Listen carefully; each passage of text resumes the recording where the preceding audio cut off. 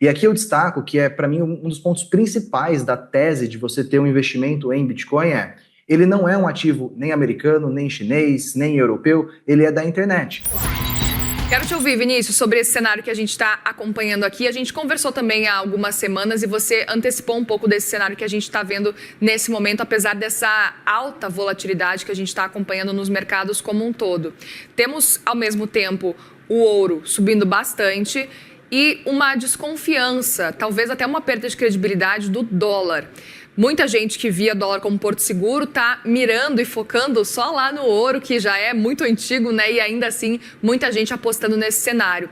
E aí tem gente também apostando, talvez, nas moedas digitais como um caminho e talvez uma mudança de cenário a partir, então, desse cenário de credibilidade, de perda de credibilidade do dólar. Como é que você está entendendo esse movimento? Na sua percepção, essa alta nessa semana tem a ver com isso ou nem tanto? Vamos lá, eu acho que tem dois fatores principais aqui que explicam um pouco dessa retomada mais forte do Bitcoin e também das demais criptomoedas, lembrando que em cripto as coisas acontecem bem rápido, acontecem de forma mais pronunciada. E eu estava comentando ontem numa live que eu participava, como eu entendo que o Bitcoin ele é tipo um barômetro do mercado. Se você pegar um barômetro com medidor de pressão, ele consegue prever quando vai chover. Você consegue ter um sinal antes de que algo aconteça.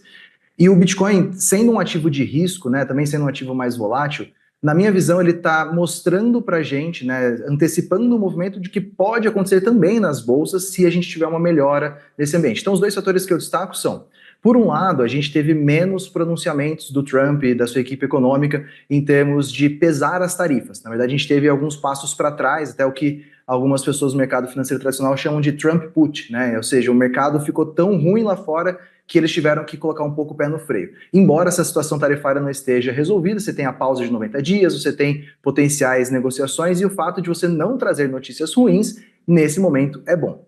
Por outro lado, aí sim tem essa visão aí do Bitcoin comparado com o ouro, e aqui eu destaco que para mim, um dos pontos principais da tese de você ter um investimento em Bitcoin ele não é um ativo nem americano, nem chinês, nem europeu, ele é da internet. Ou seja, ele pode se beneficiar de elementos que estejam em outras geolocalizações, mesmo que, por exemplo, nos Estados Unidos a situação não esteja tão boa. Então, a gente sabe, por exemplo, que o Bitcoin ele tem uma relação inversa com o dólar. Se você pegar lá o DXY, a medida do dólar no mundo, o DXY para baixo, que é o que está acontecendo agora, costuma significar Bitcoin para cima. Então, a gente está vendo que é um ativo que ele pode se fortalecer no momento de enfraquecimento do dólar.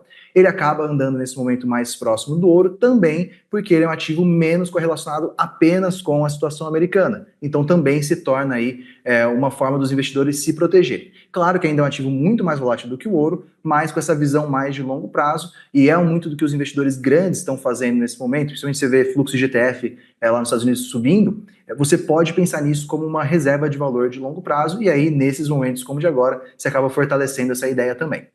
Perfeito. Você vê o caminho, por exemplo, num futuro para o Bitcoin ou, de modo geral, para os criptoativos, para a gente começar, talvez, a ver essa moeda sendo um futuro, inclusive, para negociações comerciais, levando em consideração esse cenário do dólar? Ou não existe um substituto para o dólar neste momento e talvez nem no futuro? Como é que você enxerga isso? O melhor substituto para o dólar, na verdade, para mim, não é o Bitcoin em termos de transações. São as stablecoins, são as criptomoedas que são lastreadas, né, pareadas com moedas fiduciárias. Porque é muito mais fácil você fazer uma grande remessa internacional ali com moedas que estão mais intimamente conectadas em termos de cotação com moedas fiduciárias, que é, no fundo, onde a gente vive o mundo tradicional. Tanto que, se você pegar, por exemplo, o maior volume de negociação de criptomoedas no Brasil, segundo dados da Receita, não é de Bitcoin. Bitcoin é a segunda posição. A primeira é o SDT, que é o Tether, uma moeda ligada ao dólar. O Bitcoin ele tem essa propriedade, sim, de você poder fazer uma transação de muitos milhões de dólares, por exemplo, em questão de poucos minutos, poucos segundos e com uma taxa muito baixa, mas eu vejo o Bitcoin ainda mais como essa ideia de uma reserva de valor. Assim como a gente não faz pagamentos com ouro, você compra ouro para você guardar isso para você. A escassez ali faz com que você tenha esse ímpeto de acumular ouro, você pode acumular Bitcoin. Quando você vai fazer transações, eu vejo as stablecoins como um ativo mais bem pensado para esse fim, né? Então cada um ali vai se colocando melhor na sua especialidade. Bitcoin mais para reserva de valor, o tal do buy and hold, compra e segura, e as stablecoins como uma forma mais fácil de transações internacionais, E você pode ter stablecoin de dólar, mas também pode ter de euro, pode ter de ien, pode ter de yuan e por aí vai. E elas são uma tecnologia melhor hoje para você fazer essas remessas de um país para outro. Pois é, e aí eu preciso te perguntar especificamente se você enxerga esse movimento, então, de talvez o dólar ser substituído em algum momento diante dessa perda de credibilidade.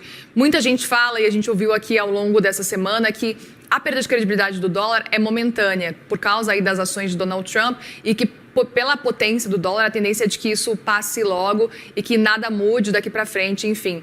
Como é que você enxerga esse cenário, levando em consideração que a gente está vendo, inclusive, um esforço por parte do BRICS, por exemplo, de ter uma moeda única para fazer transações, uma moeda em comum, no caso, entre os países para as transações comerciais, para deixar o dólar de lado, algo que Donald Trump não quer nem que pensar nessa possibilidade, mas queria entender a sua percepção, levando em consideração esse cenário e essas moedas que você apresenta para a gente. Então, Muriel, eu penso muito com a cabeça de investimentos. E quando a gente pensa num portfólio de investimentos, a gente nunca se prepara prioritariamente para o cenário da exceção. A gente vai para o cenário mais provável. E acho que hoje ainda o cenário mais provável é que o dólar se mantenha como a principal moeda de troca no mundo.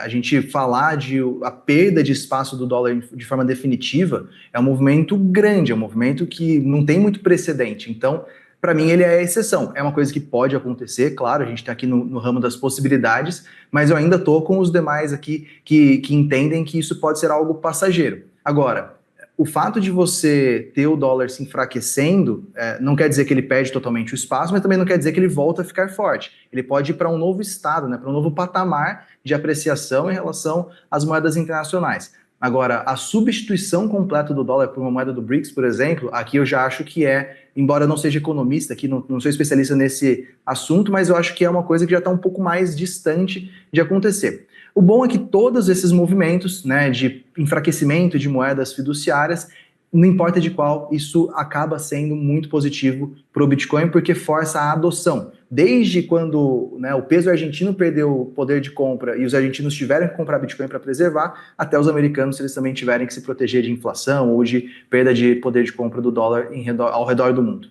Muito bem, e aí eu preciso te perguntar também como é que você está avaliando o cenário do Bitcoin especificamente, voltando para essa casa aí dos 92 mil dólares nesse momento, estou de olho aqui, está caindo pouca coisa aí, 0,27 agora, mas como é que você está projetando para as próximas semanas o desempenho do Bitcoin, levando em consideração essa alta volatilidade, de modo geral, aí está difícil a gente prever qualquer movimento, e aí acredito que para o Bitcoin e de modo geral para outras moedas, criptomoedas, não seja tão diferente assim também não. Dentro de cripto, eu sempre olho para o que o Bitcoin está fazendo, para daí entender como as altcoins reagem, porque aqui a correlação ela é muito forte. Agora, um ponto curioso é que o Bitcoin ele tem sido menos volátil do que as Big Techs, por exemplo, as ações de tecnologia nos Estados Unidos. Se você pegar a volatilidade histórica, o Bitcoin até se move menos num dia para o outro do que a ação do Facebook, né, da Meta, da Tesla, da Amazon. Só que dito isso, a gente está em uma semana mais volátil. Então, a minha visão, se a gente for olhar para padrões de preço, por exemplo, é que o Bitcoin simplesmente está rompendo uma tendência de baixa que veio desde começo de janeiro. Então, agora ele está se desvencilhando desse cenário um pouco mais negativo e buscando uma recuperação. Se você olhar numa visão mais de longo prazo, ele está preservando essa estrutura de bull market e ele deveria naturalmente voltar a subir nos próximos meses. Acho que tem um elemento muito forte aqui, que é o aumento da liquidez global, ou seja, não só nos Estados Unidos, mas nas outras nações, dinheiro que já está sendo injetado, isso impulsiona bastante ativos de risco como o Bitcoin, e vale lembrar que a gente tem esse período aí de 90 dias, agora um pouco menos, que as tarifas foram congeladas, então assim, um dos principais riscos ou ruídos do mercado, ele foi estacionado por enquanto. Se nenhuma novidade negativa surgir nesse front, eu acho que a gente cria um espaço bem mais positivo para essas moedas voltarem a subir. A gente talvez tenha um novo rally, talvez o Bitcoin voltando para os 110 mil dólares, quem sabe um pouco acima, e aí naturalmente as altcoins tendem a se valorizar. Então, para o investidor que estava esperando um momento de reversão, ainda é o começo, mas parece ser um momento de reversão para o Bitcoin e um momento positivo para as criptomoedas.